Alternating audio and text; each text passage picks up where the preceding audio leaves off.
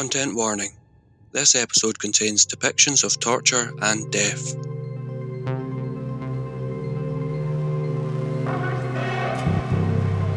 Hello friends, this is John Holmes welcoming you to part 5 of the Destination Yesterday production of The Shambler from the Stars. To fully understand the investigation which is in progress, you're advised to listen to the story from the start. You will find links to episodes 1 to 4 on the Destination Yesterday website and on Facebook. And now, a brief recap of part 4. A team meeting with James Gilman revealed new information regarding the body of Phillip Truelove and some interesting facts about his will. Following a visit to Brett Sorenson at Ipswich Hospital, Eoghan Blakewell and Jennifer Morgan searched the house, finding a copy of Death from the Sky, the story Brett wrote about the demise of Phillip Truelove. A call from Dr. Ward brings shocking news. Brett Lawrence is found dead in his room with injuries consistent of being struck by lightning. Tony and Ben revealed an unusual fact about the house in which writing teacher Leo Balcom lived. It doesn't actually exist. And a book was delivered to Eoghan Blakewell's house, but it wasn't the one which he had ordered. We rejoin the story with a discussion in progress regarding the book which was delivered in its place. Deverne is mysterious. Well, that doesn't make sense. Why would they send that? Just a warped sense of humor? Not impossible with this bunch.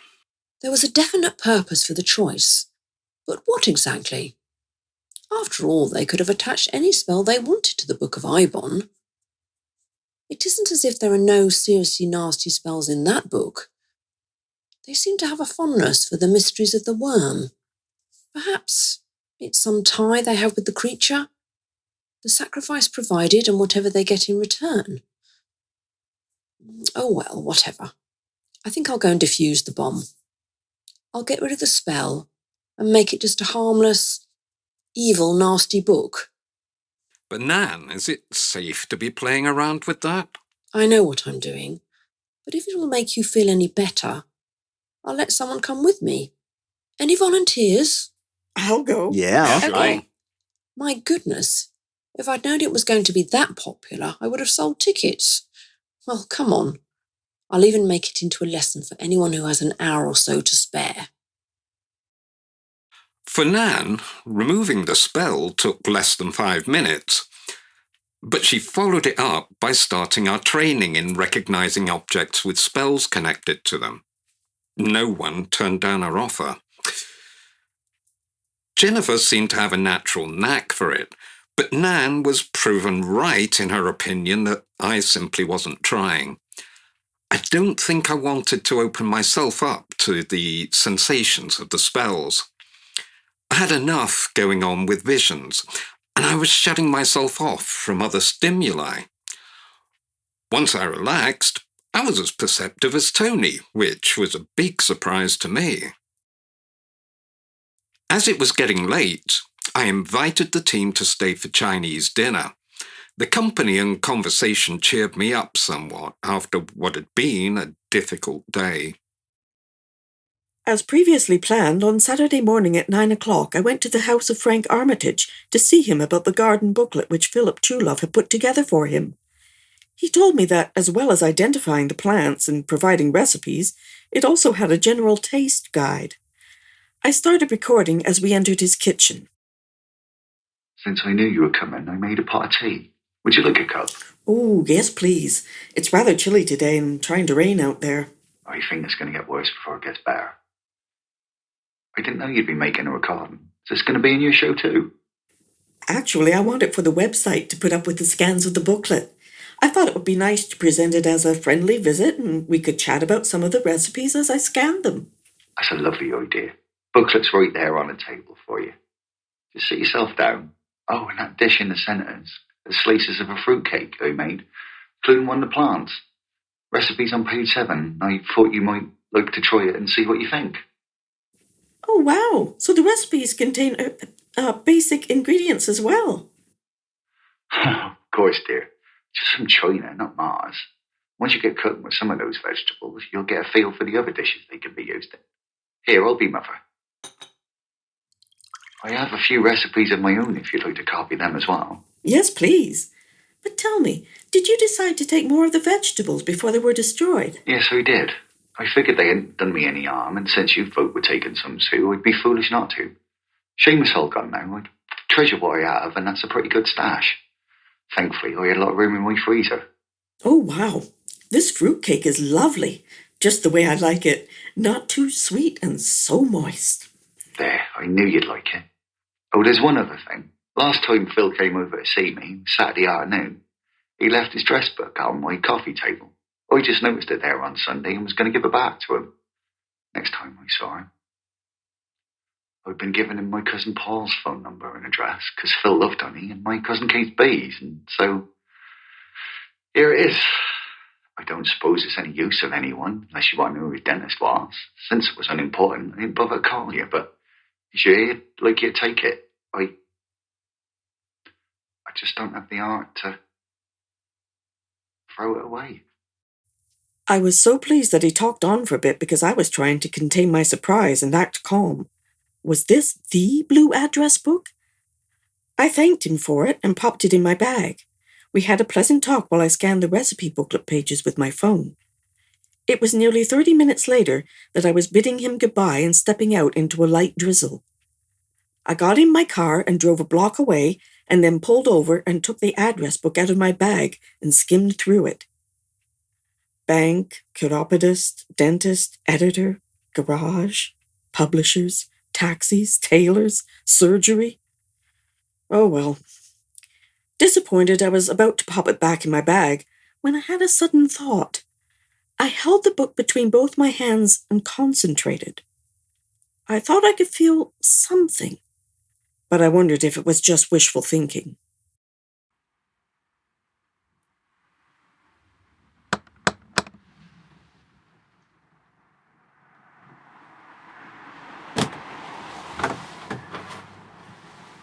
Jennifer, good morning. Come in, dear. Oh, thanks, Kate. You're just the person I wanted to see. I've been at Frank Armitage's house, and he gave me a book, and I think My goodness, slow down. Come in and sit down.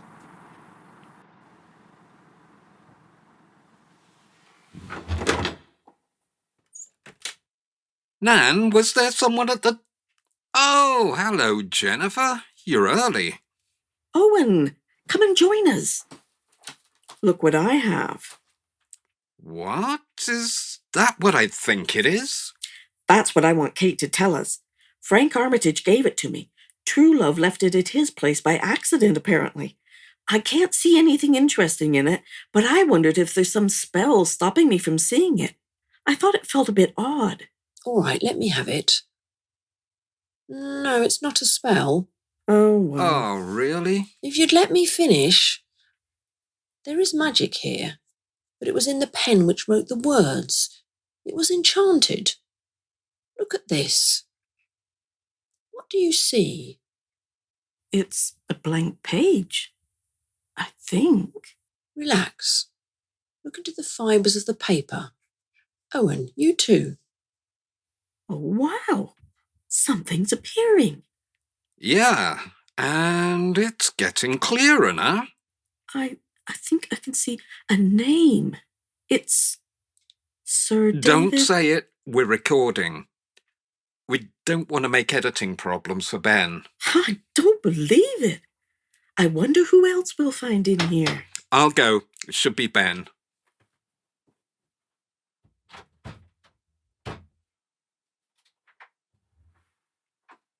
Hiya. Come on in and join the party. Party? Oh, hello, Jennifer and Kate. I've brought what you asked for, Owen. They're the smallest you can get. I spoke to Bill at the DPSR just to make sure they hadn't developed anything better. Thank you. Ah, perfect timing. That's Sylvia and Tony. The gang's all here.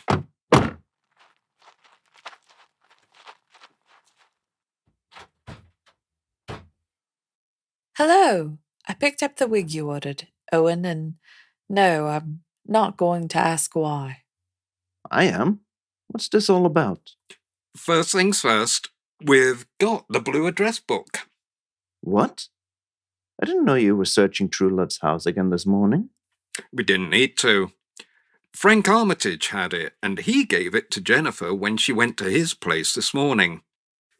He said that Truelove had forgotten it there. That's odd, isn't it? In what way? Well, I listened to the recording from your visit with Brett Lawrence. He made it quite clear that Truelove had that book on a short string. And another thing, I didn't like the way Lawrence said he knew secrets. A lot of secrets. It got me wondering if he knew Truelove's real identity, going back to that hidden spell he was using. I started wondering if Lawrence might have, used that information to get the names of the contacts from Truelove. After all, it seemed a damn stupid move on Truelove's part to go give Lawrence information like that. Very risky. I thought that was odd from the beginning. It could only lead to trouble. Well, don't just stare at me, say something. You know what? I'm going to tell James Gilman that you deserve a big fat bonus. Don't be daft, man. Oh, but I have been daft.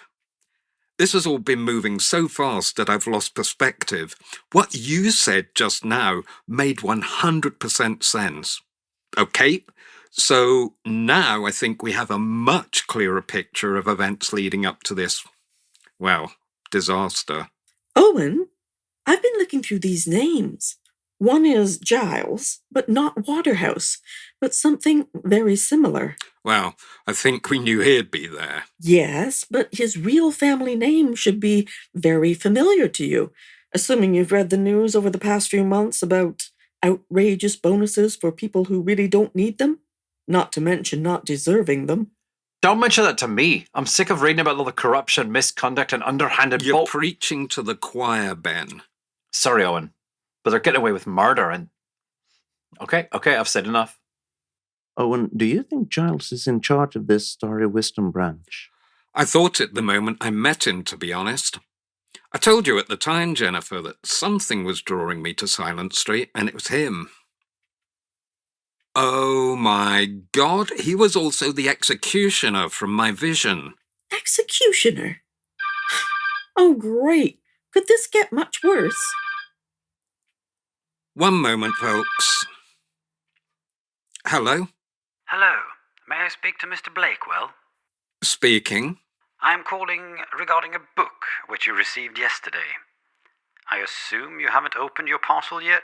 You assume correctly. Oh, I am sorry, but it wasn't the book which you ordered. A gentleman came in a few minutes ago with a copy of the Book of Eoghan, which he had received in error. It would seem that there was a mix-up when the two packages were labelled. Oh, I see. So, is someone going to come and pick my package up today and bring me the correct book? Why, yes, I can arrange that if you like. Or you could drop by the shop and bring it back in person. The owner has authorized me to let you have any book you want at half price due to the inconvenience. I've got a busy day planned, so I'd prefer a delivery in exchange. That's fine. I'll write you a coupon for your half-price book and send that to you as well. That's most kind of you. Very well, Mr. Blakewell. Will you be in at, say, 6 to make the exchange? Yes, that should be fine. Thank you for being so understanding. Goodbye. Bye. Could you all hear that? Yes. Yes. That was unexpected. Perhaps to you, Jennifer, but I was expecting something like this. I wonder what'll happen at 6. I rather think I'm gonna be kidnapped by someone from our local branch of the Church of Starry Wisdom. What? But surely we can prevent that by just... No, it's necessary. But your vision, the executioner and the pendulum, you'd be a fool. Perhaps. But I want you folks to be able to hear what's going on. That's why I asked Ben to get me 3 of the smallest listening devices available. Nan, do you have a spell that could hide them? Of course I do. But I imagine there will be members of the cult who are able to detect them. They couldn't all be that rubbish. They won't need magic. There are many different devices that can locate bugs. You can even use a smartphone camera as a detector. Will magic stop that? Really? A smartphone? I'm going to have 3 listening devices on me. I just need one of them to get past any checks they might do. It's important that you all know what's going on, one way or another. What's so funny? I've just had one of my sneaky ideas. Let me concentrate for a while. Give me one of those devices and I'll create a special spell for it. Sylvia and Owen went to the kitchen to make coffee for everyone, since we realized we were in for a long meeting. I'm afraid we can't let you in on that now. Ben, being our podcast editor, said it would ruin this for you if you hear all of this before the action takes place. All I can really say is that we discussed plans, both simple and complicated, disagreed on roles, checked our resources, and still felt uncertain when 520 came along. At this point, Ben and Owen went to the den so Ben could help Owen hide the listening devices. Tony, wearing a communication device and using both a sneak and evade spell supplied by Kate, positioned himself outside to provide surveillance. He had a tracking device with him which he planned to attach to the vehicle which would be transporting Owen, that is, assuming he was going to be kidnapped. The rest of us went downstairs, leaving Owen alone in the parlor to await the 6 o'clock delivery. It was hard on us just listening, wondering when something would happen, but we knew it was 10 times harder for Owen. Okay, I think I can hear a van pulling up outside. Yep. And a man's getting out with a parcel. He's approaching the door.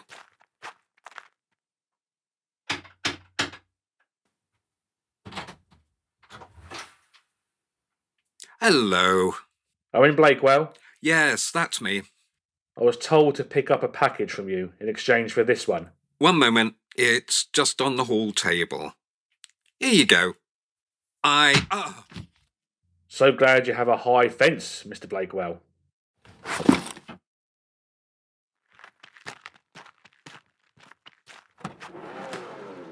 Toss him in. Carefully. We want him in good condition. For now. I'm recording this in Owen's house with Kate, Ben, and Sylvia down in the lab. Tony placed the tracking device on the van.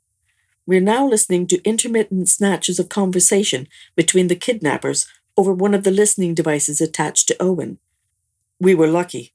Their search found only 2 devices, Kate's spell working to keep the third safe. What we really wanted now was to hear Owen's voice. He'd been unconscious for over 3 hours. Well? He had 2 listening devices on him. One was behind his left ear and the other was in a fake watch casing. They had a spell on them so they couldn't be found. Oops. You're sure that's all? The detection devices we use can't be fooled. I also personally searched them quite thoroughly. Very well. Put him to the table and perform the binding spell. Then wake him up. As you command.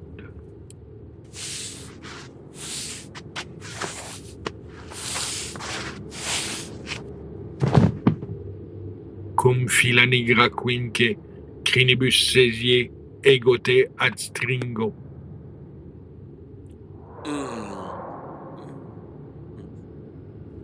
Hello, Mr. Blakewell. I hope you enjoyed your nap. Ooh. Ouch, my neck hurts. Oh, and this rope is drafty. Don't you know that stone tables are cold? I could catch my death. Huh? Everybody's in fancy dress. Is it someone's birthday? Didn't bring a gift. You are the gift, Mr. Blakewell. I'm always the last to know. Oh, Giles, you look marvellous in black, but I don't care for your crown thingy. And isn't that jewellery a bit OTT? Be silent. You will answer my questions. Then I can't be silent, can I? So, what do I win if I get them right? You can keep all of your fingers. Anytime you don't answer, I might be tempted to cut one off. I don't like this game. Can we play... Tell me where the Yuggoth orb is being kept. In the Yuggoth orb box? Lewis, bring the knife. As you command. Wait a minute, I don't even know what a Yuggoth orb is or what it looks like. Except that it's likely round. Ouch! Does that help your memory? Oh my, Lewis is getting a little anxious. You see, the blade is so sharp that it would take very little pressure to cut off. I get the picture, but I can't tell you what I don't know. True. Perhaps you don't. Very well. I'll assume you haven't found it yet. For the moment. I wasn't even looking for it. Oh, so you're Lewis. It said your name was Leo on the job file photo. So you're actually a knife bearer, not a writing teacher. Nice work if you can get it. I do not work. Oops, well, wash my mouth out then. Silence! Both of you! Go back to your position, Lewis, and leave the knife with me. It's hard to get good stuff these days. You say you don't know where the orb is. What about the map? The map of... Fingers, Mr. Blakewell? I love all my fingers, but I can't tell you what I don't know. My goodness, Mr. Blakewell. It would seem you're not what I thought you were. That's okay. We all make mistakes. Can I go now? You're nothing but a fool. But there is one question. The most important question, which I'm sure you can answer for me. What is the real identity of the man who is known as Phillip Truelove? What? Oh, yes. We know that he was using the hidden spell, but we need to know his true identity. You will tell me. Now. I have no idea. What are you doing? I'm cold enough without you uncovering more of me. Don't worry. A cold arm won't kill you. But we're straying from the subject. I happen to know that when Truelove came to Norwich, he bought a house in both your names. Everything he owned is yours. So who was your good friend? I really have no idea. It was news to me when the lawyer sent me the letter. Oops. The knife just slipped. So sorry about that. Now, you really don't expect me to believe that you have no idea who he was, do you? I honestly don't know. I've been trying to figure out who might have thought enough of me to do what Truelove did, but... Oops, slipped again. How clumsy I am. Oh, I've made such a mess. I'm telling you, I don't know who he was. He never sent a birthday card to me or... I hadn't imagined you could be such a complete waste of time. I see that I'll have to find my answers elsewhere. Well, when you find out, will you tell me too? Oh, I'm so sorry, but that won't be possible. You see, there will be no you to tell. Bring me the parcel. This has been opened. The wrapping has been resealed. Really? I didn't do it. So you know someone who has a little magic ability. How quaint. It hardly matters now. Hasn't done you any good. My Nan said that someone put a very naughty Your spell Nan? in that book and... Your humour is tedious and annoying. It says a lot about you. So you're a cultist and a psychologist. Gosh. By the way, are you sure that's the right book?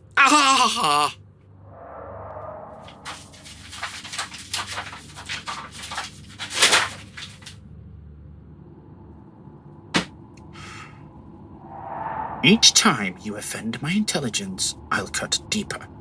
I find that arms bleed in such a satisfying way. It won't kill you. We wouldn't want that, after all. I want to see the look on your face when you meet our friend. Do you know what a star vampire is, Mr. Blakewell?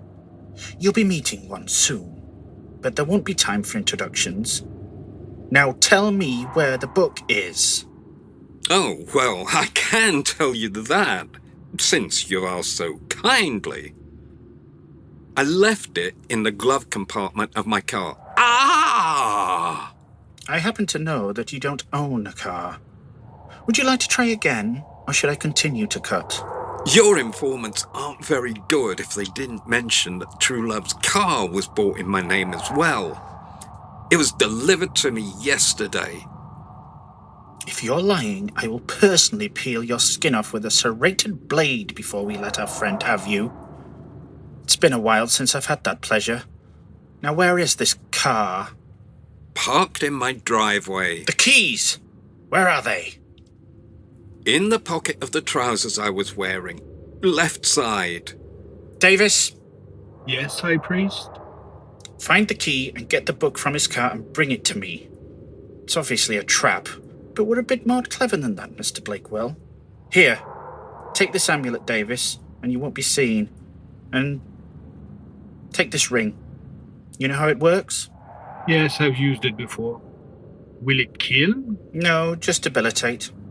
We don't want corpses lying around. As you wish. My address is... He knows where you live. Well, he never dropped in for tea. Pickman, drug him for now. A small dose. I have allergies. I bruise easily and I bruise. You may adjourn and await my summons. Back at the house, we had all listened tensely to what was taking place. While the tracking device had shown us the geographical location of the church, which we immediately shared with our security team and the DPSRs, its actual position in the other dimension was unknown. Attempts to locate the portal for the church were unsuccessful, so the security team waited nearby, hidden by amulets and spells, hoping they could be of some use. Even if the entry had been found, we knew that a specific orb would be required to activate the portal. That boy, he takes things too far. Scared the life out of me, playing with fire like that. Those questions they ask show they're not a very knowledgeable bunch. But they put a spell on that book they sent on. You said it was something really nasty, Kate. Did I?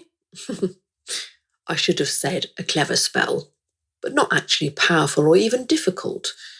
It was a read-me spell. That's all you need if you have a book like Mysteries of the Worm. You add a page number to the spell and voila! The person gets the book, reads the summoning and gets killed.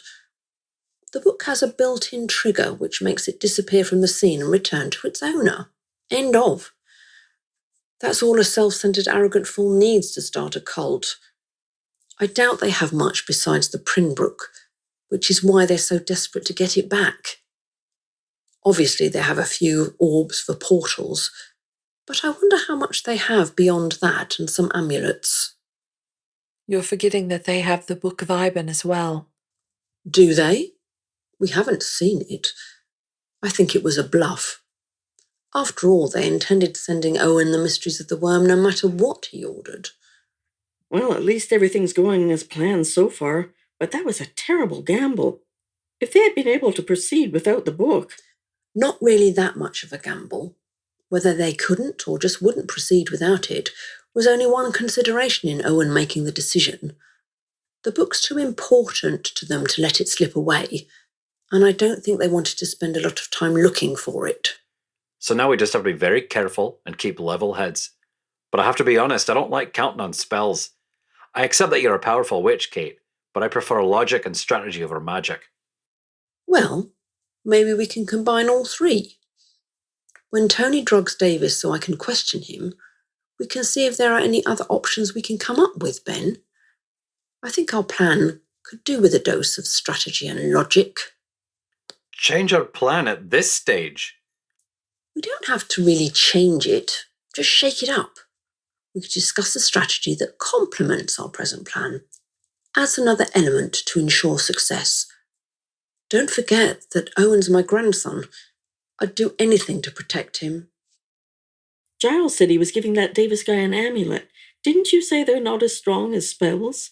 There are some amulets which have great power, but Anton is most perceptive. In the tests I ran with him this afternoon, I never fooled him once, no matter what spell or amulet I use to hide myself. And of course you'll use all your strongest spells to hide Tony. Actually, no. There are some spells which are too strong to use unless you're desperate. They can leave an undesirable residue, I'd call it. I might be a white witch, but I know the darkness well. Don't look so surprised. Know thy enemy, remember? I guess so. It just sounds dangerous. Danger and I are old friends, Sylvia. Kate, you more or less just admitted that you know strong spells for desperate situations. What if this situation gets desperate? I've considered that. I could save Owen at a cost to myself. There's an object in the vault which... Oh yes, the vault. We've recently acquired an item which could provide an element of strategy. A distraction. One of our concerns with our current plan has been a matter of having time to get things done. Sylvia, do you think you can remember everything I taught you about our recent acquisitions? I think so. Yes. Come on, we'll have to act quickly. I'm going to have to apologize to you once again and leave out the rest of that discussion. Please bear with us. We promise that everything will be made clear. For now, we're picking up the narrative from the point at which action resumes at the location where Owen is being held. What took you so long? And why did you bring her? She was standing behind the tree near the car using an evade spell. I made her believe I couldn't see her and then used the ring on her. The book was in the glove compartment like Blakewell said, but I didn't see any reason to leave such an interesting offering lying on the ground. Waste not, want not, right? Indeed. She'll be useful at our next sacrifice. What do you want me to do with her? Take her to the vestry and... wait. I have a better idea. Since she's paralyzed and wide awake, why not let her enjoy our ceremony? Prop her up against that pillar where we can see her. You'll be able to say goodbye. Isn't that touching? Now give me the book. Yes!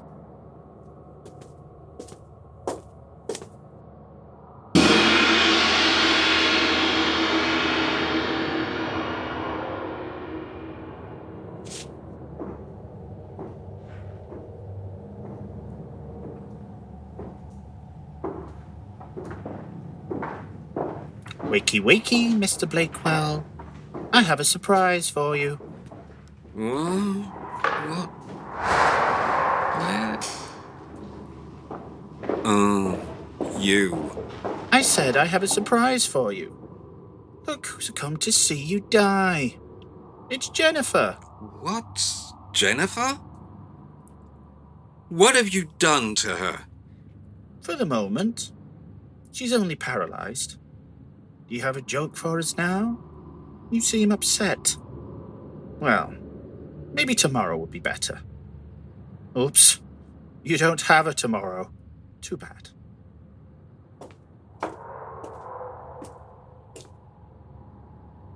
My chosen ones, are you prepared? We are prepared. What is your purpose? To serve Yog-Sothoth. For Yog-Sothoth knows the gate. Yog-Sothoth is the gate. Yog-Sothoth is the key and guardian of the gate. Past, present, future, all are one in Yog-Sothoth.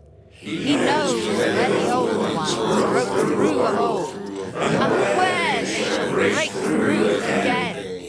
He knows where they have trod earth fields, and where they still tread them, and why no one can behold them as they tread. Glory to Yog-Sothoth. Let the ceremony begin. We give them sacrifice for body and soul.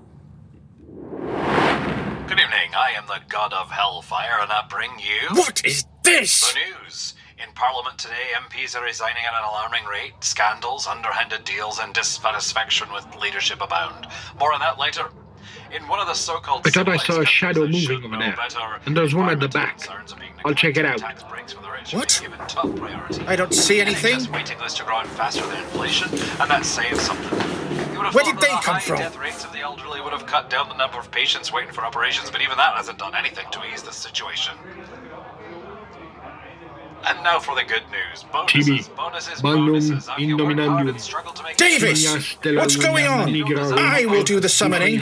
Davis! Someone stop him! Now! We can't move. The elder side... That one. She... Jennifer... She's stopping us. She's blocking us. You can't stop me with that, you stupid girl. What? The ring! You have the ring! Davis, you damn traitor! What have you done?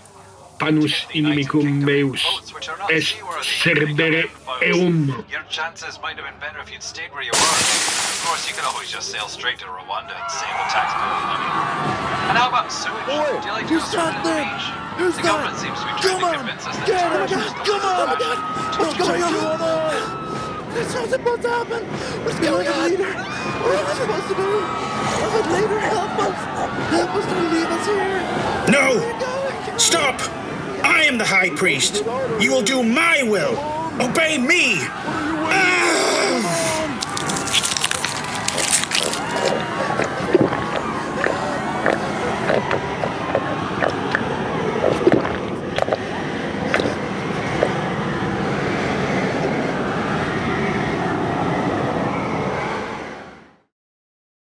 If the previous scene confused you, you're not alone.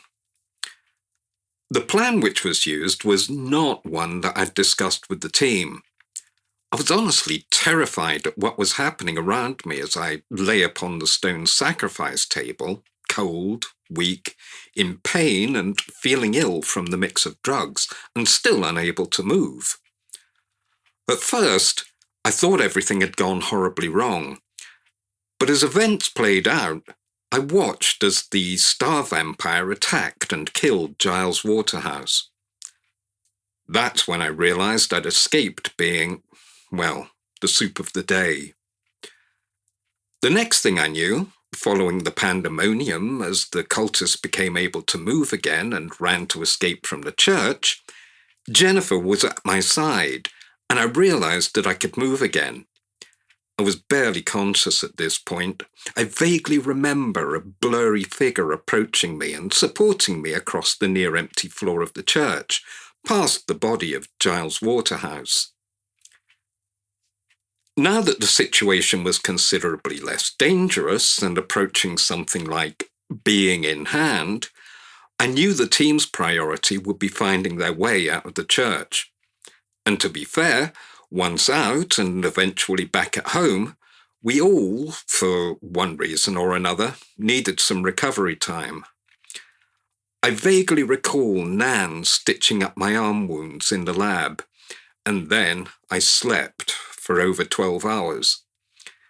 The events of the 7 days leading up to this had been, to say the least, bloody exhausting.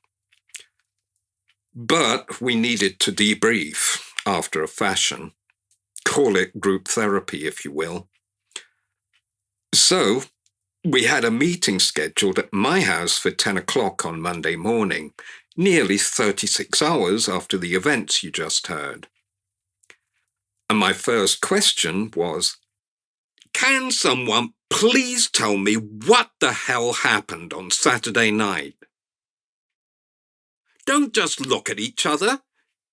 Jennifer, could you start? Well, you stayed up here to wait for the book delivery. Don't be clever. That's my job. Please start from, I don't know. It seems that everything was going as we hoped up until they sent someone out, Davis, to get the book from the car. Yeah, I was able to see him and grab him as planned as soon as he reached the car door. I knocked him out with a substance Kate had given me and carried him down to the lab. Okay, so you followed the plan that far. At this point, you, Tony, were supposed to become a doppelganger of Davis and relieve him of whatever tech he had with him. Then Nan was supposed to put Davis in a trance and question him so that you could gain the information you needed to get through the church portal and find your way around inside. Maybe know a few names and understand the position Davis held within the cult. Yes, most of that went ahead as planned. Most? So, this was when the Looney Squad took over and decided we needed a second team member inside. And a running political commentary. Well, I thought that what we were missing was a bit of strategy. That's why I agreed to the plan that Kate suggested. I thought the confusion would give Jennifer a wee bit more time to say her piece and not be stopped. Jennifer? Yes, I was Davis. And I thought I should be there in case. Excuse me? Nan? You should be there. I was Jennifer, dear. I used the Elder Sign and a binding spell to hold back the cultists. But, Tony, where were you? I still had the spell which Kate had given me to be undetected, so I slipped in with Kate and Jennifer. Jennifer? You were Davis? You summoned the Star Vampire? Yes. I didn't want to be left out, so left out? Was this some kind of nicey-nicey game and you wanted to play along? You could have been killed. Don't worry, I was there in case you needed me, but hidden. I placed the receiver device at the back of the... Stop. You're losing me. What's this receiver device? The thought receiver that goes with the transmitter you brought back from the Truelove house. We gave it a quick test and thought it would make a good distraction. So I had Anton pop the receiver in his pocket. Oh, my God. I'm getting a headache. Okay, so what were we listening to? Who was providing the news summary? It was me, Owen. I thought it sounded like you, but that just made me think I was going mad. It was just my thoughts. I didn't know how they'd play out. It wasn't the same as when we did the test in the laboratory. I thought it was quite good. A bit of Arthur Brown and a broad newscast. Yes. So, Ben, you were here at the house the whole time, while the ladies were in the church? Yes, nice and safe. Just sitting here thinking these interesting thoughts. You, Nan, were Jennifer and came along to make sure none of the cultists could stop Davis, who was Jennifer. Exactly. Jennifer had a copy of the spell from the Mysteries of the Worm and read the summons. Right? I went straight back to the nave when we entered. Ben could hear everything that was happening, so he could activate the thought transmitter at the appropriate time to interrupt the ceremony. That signaled Jennifer, as Davis, to start where I planned to confuse them by saying she'd seen someone moving. She then ran back to where I was waiting for her and said the summoning spell. And Sylvia, you were... monitoring the listening device and making sure Ben stayed at the correct distance from the transmitter. Does anyone know what happened to the cultists? The DPSR rounded up the ones who left through the main portal. I had passed the Church of Starry Wisdom amulet to our security team before going through the church portal with the ladies, so George and Gary could go through the back door at St. Bartholomew's Tower and pick up anyone who headed in that direction. Oh, that's right. I'd forgotten about the tracking device on the van. The DPSR are gonna have their hands full dealing with that lot. But wait a minute. What happened to the book, The Mysteries of the Worm? When the spell played out, the book went to Jennifer. The Star Vampire apparently considers her to be the owner. We agreed to put it in the vault. Oh, well, that's good. But I keep thinking there's something else. Oh, yes. My Latin's not bad. What was this about cloth? All we had that belonged to Giles was the business card, which I left in the lab for Tony. Well, we thought that might not be personal enough, and we knew from Davis that the cultists changed in the vestry, which is only logical, of course. So I took the belt from Giles' coat. What made you so sure it was his coat? God, well, I could tell his style from a mile away. He's He was into beige and Italian designers. And it was in the area set aside for the high priest. Oh, yeah, well, there was that too. I think I need a vacation. Can I ask you a question now? Okay. What's with the little patch of missing hair on the side of your head? Oh, that's where one of the listening devices was hidden. Ben cut a piece out of the toupee and used it to stick on one side of the device. Then he shaved that spot and stuck the device to my head using surgical glue in a place where my real hair would hang over it for the most part and blend in. It's the device that Nan put her special spell on. Hey, Nan, what was the special spell? Can you tell us? Simple. It was a forget spell. So they saw it, and they forgot it. You're kidding, you sneaky old sod. Ouch. Oh, God, I need a cappuccino. I'll get you that, dear. You relax. Oh. Hi, Tristan. Hiya, Owen. How's the arm? Sore as hell, but at least it's still attached. Ben sent me a picture of it. Kate's done a great job of stitching it up. You're lucky you're left-handed. But hey, that's what you get for being a smart-ass with a cultist. You need someone to keep you in line. Still, I guess we all have difficult fear reactions. It wasn't a fear reaction. I was trying to... Provoke an egotistical lunatic with a knife? Yeah. Listen, I'm in a bit of a hurry, but I wanted to catch up with you quickly. There's been a lot of strange activity going down online. That's why I've been off the radar recently. I've deciphered some secret messages about an environmental conspiracy that's massive. I've shared that with Dad and the DPSR. Yesterday, I was privy to an online meeting with a group of fishermen talking about odd sightings about 50 miles out along the east coast. It's apparently a mammalian species they're not familiar with, and some of them are wondering if this species could be host to some parasites that have caused the mass deaths. You know, in 2021 and 2022, when all those crustaceans washed up on the beaches. Apparently something like this was sighted back then too. But then the creatures disappeared again. Do any of them have photos or film of the creatures? Yeah, but it's hard to say what's there. They move away quickly, like they're camera shy. But one of the fishermen also posted a photo of a cool medallion he found on the beach. It's golden, with a fish-like man and the letters EOD carved into it. Oh, no. Oh, yeah, mate. The Esoteric Order of Dagon. So remember, keep watching your emails.